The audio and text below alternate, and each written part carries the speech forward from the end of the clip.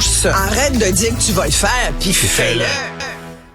Bonjour Isabelle. Bonjour Mario. Il y avait toutes sortes de sources d'excitation hier avec la rentrée parlementaire à Québec, parce que retour de Marois Risky, de Christian Dubé, etc. Oui. Mais toi qui t'intéresses au fond, il y avait quand même le début des véritables travaux, commission parlementaire entre autres, sur la loi sur la laïcité, le projet de loi 9. Tout à fait. Et on a entendu Christiane Pelchat, entre autres, celle qui s'est beaucoup penchée sur le sujet, sur la laïcité, qui a remis un rapport il y a un certain temps. Elle est co-auteure du rapport qui a donné lieu au projet de loi. Là. Voilà, tout à fait. Alors, c'est sûr qu'elle est venue défendre les principes fondateurs de la loi 21. En gros, c'est pas compliqué, la loi 21, Mario. Ça dit que la laïcité prime dans tout ce qui est représentation de l'État. Ça inclut les employés. Et elle nommait des choses qui m'apparaissent, puis à ses yeux, c'est très clair. Elle a fait des comparaisons où on se dit, ben non, ça serait complètement inacceptable. Elle a fouillé, puis dans ses conclusions, elle s'est rendue compte qu'encore aujourd'hui, on accordait des accommodements complètement déraisonnable. C'est mon terme. Mais elle s'est dit, entre autres à la SAAC, là, tu vas me parler, elle s'est dit étonnée. À la Société d'assurance automobile du Québec. J'ai été renversé de voir que c'était ça. Ben, on est tous renversés, franchement. Écoute, tu vas à la SAAC, t'estimes que toi, une femme qui te fait passer ton examen de conduite, t'aimes pas ça? C'est comme. Parce que c'est des hommes qui demandent ça pour des raisons religieuses. Oui, exactement. Mais tu sais, tant qu'à ça, tu pourrais t'inventer toutes sortes de raisons pour dire, moi, une femme, là, sincèrement, je suis bien mal à l'aise d'être. Ce qu'on dit, c'est que pour des raisons religieuses, un homme ne peut pas être dans un endroit clos comme une voiture avec une femme. Ben là, excuse-moi, là, mais d'abord, c'est marqué où, ça, quelque part? Là? C'est-tu dans un livre religieux, là, qu'un homme n'a pas le droit d'être avec une femme dans une Deuxièmement, ils vont pas stationner dans le fond du cinépark pour forniquer sur le banc en arrière. Non, mais ils vont circuler le temps d'un examen, là. Dans le parking de la SAC, quelque part, entre deux cônes. Fait que, sincèrement, ça m'apparaît tout à fait déraisonnable. Et je pense que ceux qui le demandent le font avec tout à fait conscience, plaisir et regarde, moi, je vais aller tester les limites de l'État québécois. Mais et que fait-on? Ben, on accorde cette... Ah, ben oui, monsieur. Ben oui, tout à fait. Elle a été crue. Oui, Christiane Pelchat, elle a soulevé des exemples qui ont brassé la commission parlementaire. Écoute, puis cet exemple-là, c'est comme ça vient de tuer dans l'œuf toute autre tentative pour accommoder ce genre de personne qui demanderait de ne pas être avec une femme. Elle disait, imaginez qu'à la place du mot femme, on mette le mot noir. Puis elle disait, imaginez là, que le monsieur, là, il demande, ah ben moi, là, cette personne noire, je veux pas être avec dans la voiture, je veux pas qu'elle me passe mon examen. Trouvez-moi un blanc. J'aimerais ça avoir un blanc. Et on dirait que c'était non, mais ça serait... Ben voyons donc, monsieur, vous êtes raciste et au Québec, on ne tolère pas le racisme. C'est ça qu'on dirait. Puis on aurait raison de s'offusquer puis de dire, ben voyons donc, ça se fait pas. Et c'est ça qui me... J'en reviens pas, Mario, qu'on soit encore obligé aujourd'hui de rappeler que le principe est bien, bien simple. Au-delà même de la laïcité, l'égalité homme-femme. Ça, c'est même pas une question de religion. Je veux dire, si ta religion dit que les femmes sont moins bonnes que les hommes, c'est bien de valeur, mais je peux pas être d'accord avec toi. Ça s'impose pas dans les lois du Québec. Non, c'est pas dans les lois du Québec. Ça fait longtemps. C'est des vieux principes. Et Mme Pelchat rappelait avec beaucoup de justesse que, écoute, c'est une bonne tête. C'est pas n'importe qui là, qui nous rappelle à d'importants faits. Elle dit c'est même la Cour suprême qui a jugé de ça. Le principe homme-femme, l'égalité homme-femme, ce n'est pas quelque chose qui mérite d'être encore débattu. La laïcité de l'État non plus. Tout le monde au Québec est d'accord et derrière cette loi-là. En particulier, tu sais, on ne dit pas dans le privé. Là, mais non, tout le monde n'est pas d'accord. Les centrales syndicales, hier, ont demandé le retrait. Veulent que la loi soit retirée. Oui, pour toutes sortes de raisons. Mais tu sais, je fouillais ce matin, puis il y a même l'UMQ, l'Union des municipalités du Québec, là, sur les prières de rue, parce qu'ils sont pas d'accord, les villes, parce qu'elles disent, voyons, on a déjà le...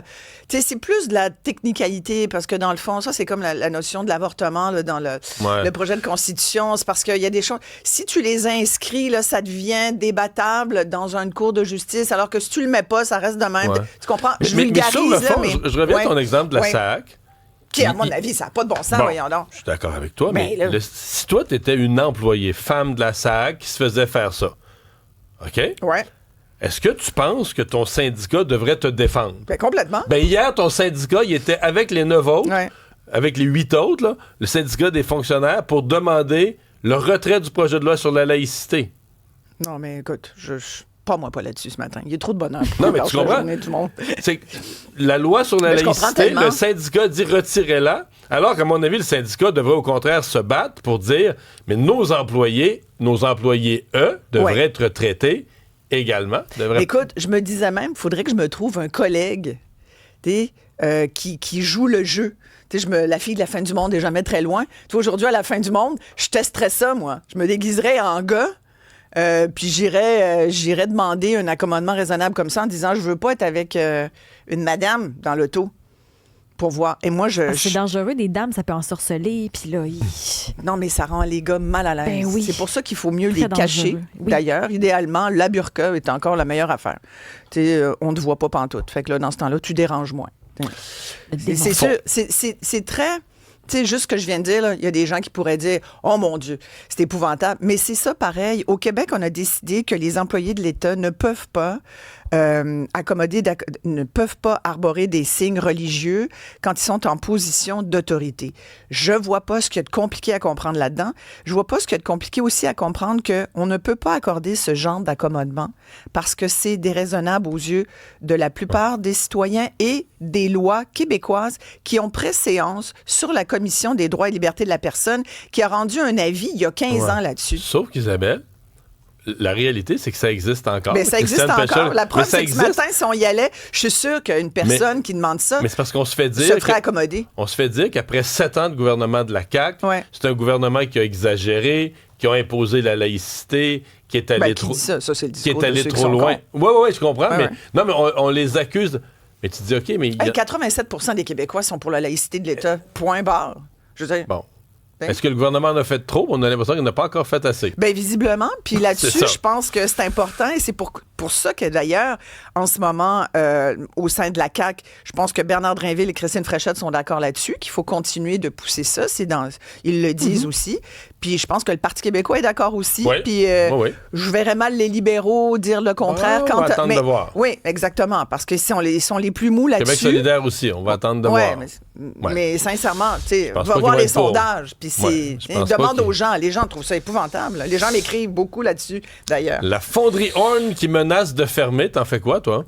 Ben, écoute, je t'en ai souvent parlé. Il y a une belle page de pub ce matin dans le journal.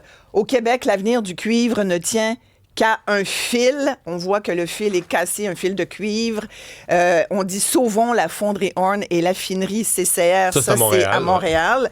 Donc, ce n'est pas qu'un dossier qui touche les gens de Rouyn-Noranda. Moi, c'est un dossier que je suis beaucoup parce que sincèrement, puis j'entendais Francis tout à l'heure, puis je suis complètement d'accord avec lui. Donc pour toi, c'est du chantage? Pour moi, c'est un chantage économique. Malheureusement, on le voit désormais un peu trop, des grandes multinationales qui ont vraiment les moyens de se payer des grandes campagnes de pub, qui ont les moyens de faire ce chantage-là, qui depuis des années disent, ben, regardez maintenant, qui sont tout à fait conscientes qu'elles font travailler toute une région et que les gens, les travailleurs, tu demandes aux centaines de travailleurs de la fonderie Horn, hey, si jamais ça ferme, qu'est-ce que vous faites le lendemain? C'est sûr que ça divise beaucoup la population, mais en même temps, il y a un enfant, je lisais là, un enfant qui naît aujourd'hui là, et qui vivra toute sa vie à proximité de la fonderie Horn sera exposé à un risque de cancer 94 fois supérieur au seuil de risque que nous visons pour une société équitable au Québec. Même sans passer toute ta vie à proximité de la fonderie, l'exposition au plomb durant la petite enfance suffit à compromettre l'égalité des chances de cet enfant, contribuer à perpétuer une société injuste. Et moi, je suis assez d'accord avec ça. Je veux dire, ce n'est pas que des militants écologistes, environnementalistes qui veulent la fermeture de la fonderie. Il y en a qui le veulent, mais je pense que va chercher un peu dans le centre. Que disent les gens sensibles? Moi, je pense que d'abord, ça doit revenir aux gens de Rouyn-Noranda. Ils ont déjà décidé, de Montréal. À la dernière élection, il y avait une candidate de Québec solidaire qui allait dans le sens de serrer les ouïes à la fonderie jusqu'à la faire fermer, puis elle a été battue. À Rouen même. Je pense qu'il y avait d'autres éléments aussi. Oui, mais... C'était pas que ça, parce qu'il y a une grande opposition quand même locale. Après, est-ce qu'il faut faire fermer la fonderie? Tu comprends? C'est le même... Tu sais, que ça vienne d'un bord ou de l'autre, les positions extrêmes comme « je vais fermer ma compagnie si vous faites pas ce que je veux », ou fermons la compagnie parce que c'est des méchants qui abusent. C'est pas mieux. Est-ce qu'il y a moyen? C'est une entreprise qui est là depuis tellement longtemps. Le plan, c'est de réduire le taux d'arsenic à 15 nanogrammes par mètre cube. Là où, effectivement, là, ce qu'il dit, j'entendais ton entrevue plus tôt, j'aurais aimé qu'il confirme vraiment, parce qu'il dit on veut pas d'argent. Il a dit 3 fois. Il a dit 3 fois on veut pas d'argent. Ben, c'est parce que c'est pas ça qu'il demande. Moi, je vois juste ça qu'il demande 300 000 $. 300 millions, 300 millions, pardon. Fait que, en fait, je comprends pas. Ils veulent-tu 300 millions du gouvernement?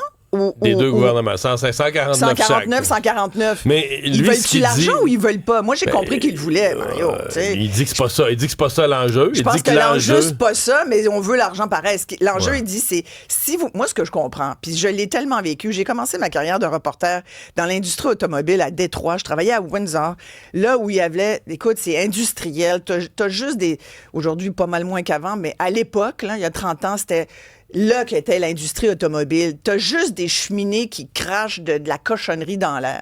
Puis à l'époque, là, on demandait aux entreprises, mettez des filtres, payez pour faire que vos usines soient au goût du jour en matière d'émanation, d'émissions pour la santé des citoyens. Puis c'était, on va fermer, on va mettre les travailleurs dehors. Puis les TCA, les travailleurs canadiens de l'automobile, et les TEA, les travailleurs des États-Unis, se sont liés pour dire, mais non, voyons donc. Mais ça coûtait tellement peu cher. C'était aussi bien de rien faire parce que la pénalité te coûtait moins cher que de mettre un filtre. Mais le chantage économique, on l'a toujours connu. Ce que dit Glencore, c'est essentiellement, on est prêt à le faire. On va mettre les millions qu'il faut pour s'adapter à la norme de 15, mais il faut que le gouvernement s'engage à ne pas changer la norme le lendemain. Une fois qu'on arrive et qu'on atteint le 15, faut pas qu'ils nous disent la nouvelle norme, c'est 5. Ben ça, à la rigueur, je peux comprendre. C'est ça qu'ils demandent. Oui, mais est-ce que 15, c'est la bonne norme? Ben, pour les écologistes là-bas, ça serait 3. Exact. Mais y a-tu moyen entre les deux? Ça peut-tu être 10? Moi, je pense qu'il faut enlever toute émotivité de la chose, même si c'est hyper émotif. Moi, j'imagine que Mais tu sais, imagine les travailleurs là-bas. Là. Tes travailleurs, tu as des enfants. C'est épouvantable. Et menacé de perdre ton emploi à 100 000 $ par année, c'est sûr que tu veux pas que ça ferme. Non, tu veux pas que ça ferme. Merci Isabelle. Mais ça fermera pas. 13h.